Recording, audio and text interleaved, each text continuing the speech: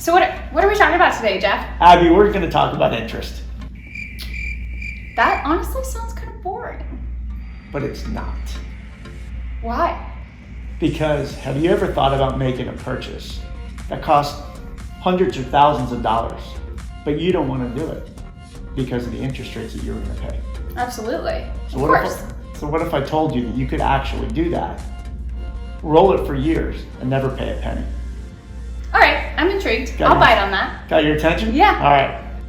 How are interest rates determined? Can you negotiate your interest? And even more importantly, can you avoid paying interest altogether? Today we're here with our co-founder Jeff, and he knows all the trade secrets about interest rates, and we're gonna share them with you. So stay tuned. So first and foremost, I just wanna know, for people who have no idea, how are interest rates even determined? So there's lots of factors, but number one is really your credit profile. What's the most common misconception people have with interest rates? You know, I think it's the fear of actually using them and the amount that they see and not understanding the terms associated with them. But with some simple understanding, you can use credit, interest rates, and leverage them to your advantage to do some really unique things to save you a lot of money. So a common question that we get a lot is, what's a good interest rate on a credit card? Can I say it depends? Yeah, you Okay. can say it depends. It depends. Okay. There's so many different offers out there, and a lot of credit card companies try to attract you, lure you in with teaser rates, low rates. So I've heard of these things called teaser rates. What exactly does that mean? Oftentimes what they're doing is they're giving you a rate of 0%, 3%, 5% for a defined period of time. Is that not always a good thing? So the real answer is it is a good thing, but it's a dangerous thing.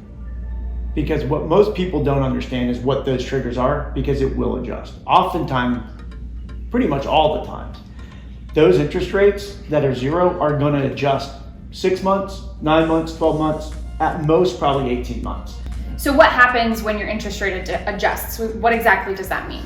What most people don't know is that if you don't pay it off by that first cutoff period, that 12th month, let's say, the starting balance, even if you only owe $5,000 at that point, if you started at $20,000 or $50,000, your interest has accrued since day one, and you're now at risk for owing thousands of dollars. Yikes. Scary.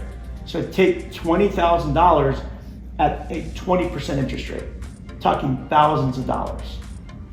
You're now liable for 100% of that interest. Whew, that could really change somebody's life. That could ruin somebody. That absolutely can ruin people. Yeah, so if you have questions on exactly how that accrues, our last video breaks down exactly how credit card interest works, how it's calculated, and we give you a really easy way to do the math, or if you don't want to do the math, you can call us. We'll help you. Our coaches will help you understand exactly how those interest rates can work. You can also go to our website, find some free resources. That's right. But credit's not a bad thing. It can be daunting, and it can be dangerous if you don't know how to use it and if you don't understand it. But that's what you have experts that help you like us. Definitely. So there are ways, though, if you make sure and you understand what that cutoff date is, and you pay that balance off in full, you essentially got interest-free money for that big purchase. Is that the secret? It's part of the secret. It's Okay. step one of the secret. Okay. So let me give you a personal example. I made a very large purchase for thousands of dollars. 5 years later, I've paid zero interest. Zero interest. Zero interest. How did you do that? So let me tell you.